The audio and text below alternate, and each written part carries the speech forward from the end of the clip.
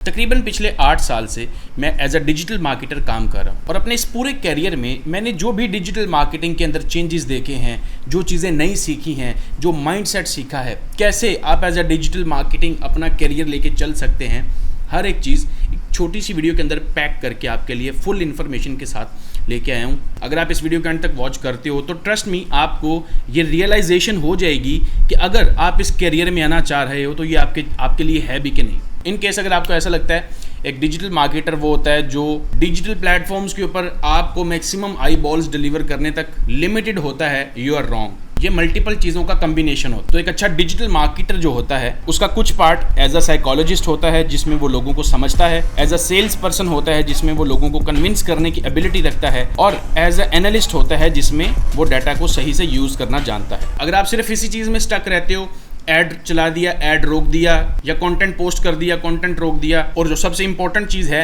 लोग उनको आप इग्नोर कर रहे हैं, आप बेसिक्स में स्टक रहेंगे हमेशा। गुलाम अली है, ओनर ऑफ gmsdigitals.com, जो कि मेरी एक डिजिटल मार्केटिंग एजेंसी है, एंड ओनर ऑफ gulamaliySEO.com, जहाँ पे हम डिफरेंट सोशल मीडिया चैनल्स पे सर्च इंजन ऑप्टिमाइजेशन की जो इंटरनेट मार्केटिंग की टॉप स्किल है उसको सिखाते हैं फ्री ऑफ कॉस्ट। आप जाके देख सकते हैं। 5 साल पहले मैं बिल्कुल ऑपोजिट एडवाइस देता आपको। उस वक्त परफॉर्मेंस मार्केटर का काम सिर्फ कैंपेन्स एग्जीक्यूट करना और डेटा ड्रिवन ऑप्टिमाइजेशन करना था। लेकिन 2025 के अंदर चीज़ें बहुत ज़्यादा बदल गई हैं, बहुत ज़्यादा चीज़ें मर्ज हो चुकी हैं। एक ही पर्सन को मल्टीपल चीज़ें करनी पड़ती हैं। तो उसके लिए अब आपको पूरे डिजिटल मार्केटिंग के स्पेक्ट्रम को समझना है, जिसके अंदर भला क्या क्या शामिल है। कैंपेन्स को एग्जीक्यूट करना, डेटा ड्रिवन ऑप्टिमाइजेशन करना, क्रिएटिव मैसेजिंग समझना, लैंडिंग पेजेस डिज़ाइन करना, एआई मार्केटिंग टूल्स का इस्तेमाल करना, कंज्यूमर साइकोलॉजी को समझना, और इसके अलावा भी बहुत कुछ। अगली चीज़ भला क्या है, CV quality is more important than quantity. ये पॉइंट जॉब ढूंढने वालों के लिए बहुत ज़रूरी है। मार्केट बहुत ज़्यादा सैचुरेटेड है, मिलियंस में लोग एज अ डिजिटल मार्केटर आ रहे हैं। इवन ऐसे लोग भी जिनको डिजिटल मार्केटिंग का असल मतलब तक नहीं पता। अगर आप हज़ारों एप्लीकेशंस में से शॉर्टलिस्ट होना चाहते हैं तो मैक्सिमम लेवल पे अपनी सीवी को कस्टमाइज करें, या एटलीस्ट हेडलाइन तो कस्टमाइज कर लें। किसी के पास वक्त नहीं है आपकी पूरी सीवी पढ़ने के लिए या ये देखने के लिए आपने स्पेसिफिक स्किल्स पर काम किया है या नहीं। और यहीं पे आता है third point, avoid impostor syndrome. आपको ये चीज़ समझनी होगी कि डिजिटल मार्केटर्स फुटबॉल के मिडफील्डर्स की तरह होते हैं, जिससे कोई ये नहीं पूछता कि कितने गोल्स स्कोर किए उसने, क्योंकि उनका काम ये नहीं है। उनका काम डिफेंस से बॉल लेना और स्ट्राइकर्स को पास करना है। तो अपने बारे में भी कुछ ऐसे ही सोचें। अब मैंने बहुत सारे डिजिटल मार्केटर्स देखे हैं जो एक कैंपेन की जो परफॉर्मेंस होती है उसको बड़ा पर्सनली लेते हैं, लेकिन इसमें आपको ये चीज़ समझनी चाहिए, इसमें और बहुत चीज़ें इन्वॉल्व होती हैं। अक्सर प्रोडक्ट ही ऐसा होता है जिसे लोग खरीदना नहीं चाहते। सेल्स टीम के अंदर भी इश्यूज हो सकते हैं,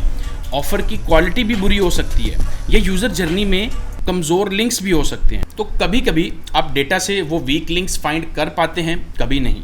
तो अपने आप को ब्लेम करने की ज़रूरत नहीं है, यहाँ पे ही इम्पोस्टर सिंड्रोम का इशू आता है। अगली चीज़ है मार्केट योर वर्क। कैसे पॉसिबल है कि आप एक डिजिटल मार्केटर हो और आप अपने ही काम को मार्केट नहीं कर पा रहे, वो भी 2025 में जब पर्सनल ब्रांडिंग इतनी इंपॉर्टेंट है। अगर आप एक डिजिटल मार्केटर हो तो भाई आपके सोशल मीडियाज तो एग्जिस्ट करने चाहिए ना, एटलीस्ट लिंक्डइन प्रोफाइल को स्ट्रॉन्ग बना के रखो, अपने प्रोजेक्ट्स के बारे में पोस्टिंग करो, अपना नॉलेज और स्किल्स शेयर करो। और अगर आप सुपीरियर पोजीशंस के लिए अप्लाई कर रहे हो तो ये जो चीज़ें मैंने अभी आपको बताई हैं ये बहुत ज़रूरी है, इनके बगैर पॉसिबल ही नहीं है। उसके बाद अगली चीज़ है how to shift the blame. Sale team से आपको बहुत ब्लेम मिलेगा, क्योंकि वो सोचते हैं कि डिजिटल मार्केटर सिर्फ प्लेटफॉर्म्स में पैसा डालते हैं और प्लेटफॉर्म हमें लीड्स देते हैं। लेकिन अपने करियर में मैंने ये देखा है कि सेल्स टीम को शुरू से इन्वॉल्व करना जरूरी है ताकि उनकी एक्सपेक्टेशंस क्लियर हों। मिसाल के तौर पर अगर आप ऑफिस स्पेसेस प्रोवाइड करने वाली कंपनी के साथ काम कर रहे हैं तो सेल्स टीम आपको बताएगी कि ज्यादातर लीड्स 2 से 4 लोगों के ऑफिस के लिए आ रही हैं, जबकि उनको 20+ लोगों के ऑफिस के लीड्स चाहिए, क्योंकि उसमें ज्यादा रेवेन्यू। सो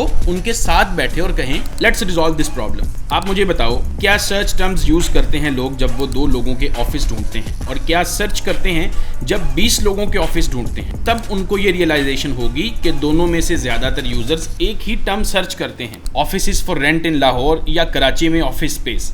तब उन्हें प्लेटफॉर्म की लिमिटेशंस समझ आएंगी कि कुछ मैजिकल टारगेटिंग नहीं है। तो ऑब्वियस सी बात है जंक लीड्स भी इसी में इंक्लूड होती हैं। लेकिन अगर आपने ये कन्वर्सेशन ही ना की अपनी सेल्स टीम के साथ तो ब्लेम आपके ऊपर ही जाएगा हमेशा। अब अगली चीज़ है सीईओ के और सीएमओ के दोस्त बन के रहो।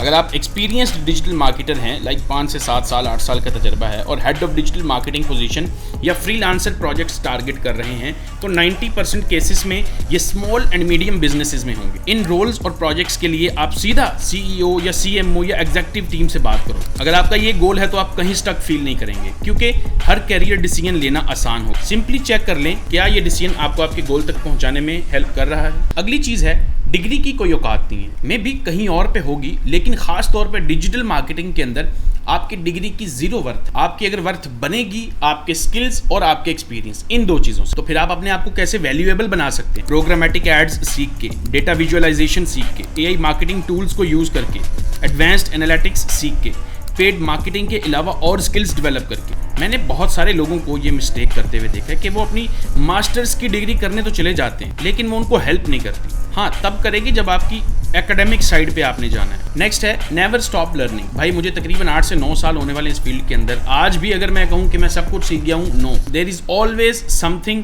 जो आपको लर्न करते रहना है और चीज़ें हमेशा हमेशा से अपडेट होती रहती हैं। अगली चीज़, डिजिटल मार्केटिंग भी सैचुरेटेड हो रही है दूसरी इंडस्ट्रीज की तरह। यहाँ भी एंट्री लेवल रोल्स के लिए कंपनीज कम से कम 1 साल के एक्सपीरियंस मांगती हैं। ये एक पैराडॉक्स है। एक्सपीरियंस के बिना आप जॉब मिलना मुश्किल है और जॉब के बिना एक्सपीरियंस कौन देगा आपको? सो अगर आप इन केस सिचुएशन में फंस जाओ, इसका सोल्यूशन मैं आपको बताता हूँ। अपने लोकल बिजनेसेस को ढूंढो, किसी ऐसे को ढूंढो अपने नेटवर्क में जिसका कोई बिजनेस है, उन्हें फ्री में हेल्प करने की ऑफर करो, उनके गूगल एड्स कैंपेन चलाने की ऑफर करो, या किसी और प्लेटफॉर्म पर जहां आपको एक्सपीरियंस है। डैशबोर्ड क्रिएट करो, रियल वर्ल्ड एक्सपीरियंस बनाने के लिए चाहे फ्री काम करना पड़ता है करो। लाइक मैंने बहुत सारे लोगों को, इवन इंक्लूडिंग माई सेल्फ, मैंने भी इसी तरह से अपना करियर शुरू किया था कि पहले फ्री में काम करो, अपना रियल वर्ल्ड एक्सपीरियंस को एक पोर्टफोलियो बिल्ड करो। और इसी तरह से मेरे बहुत सारे स्टूडेंट्स भी इसी तरह से सेम प्रैक्टिस यूज करके प्रोजेक्ट्स गेट कर रहे हैं। The next thing is, AI want replace you, लेकिन जो उसको यूज कर रहे हैं वो रिप्लेस कर देंगे आपको। मैं AI मार्केटिंग स्पेस को काफ़ी देर से फॉलो कर रहा हूँ और एक्सटेंसिवली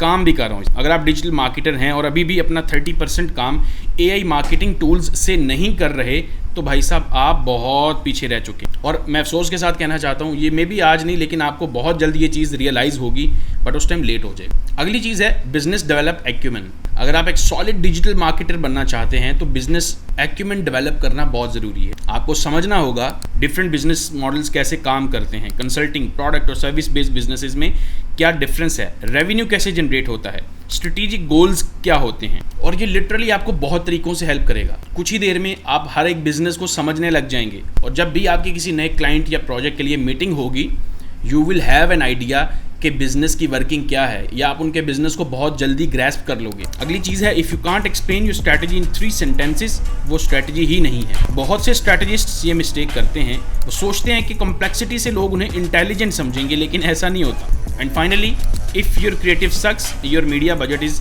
जस्ट अ चैरिटी। 2025 में किसी भी डिजिटल मीडिया कैंपेन का सबसे इंपॉर्टेंट फैक्टर क्रिएटिव है, यानी इमेजेस या वीडियोस। और ये वो फैक्टर है जो मेक और ब्रेक डिसीजन दे सकता है आपको, ना सिर्फ एड्स के लिए बल्कि लैंडिंग पेजेस के लिए भी। That was all for this video. अच्छी लगी है तो लाइक करना और ऐसे कंटेंट के लिए सब्सक्राइब कर लीजिए। See you in the next one.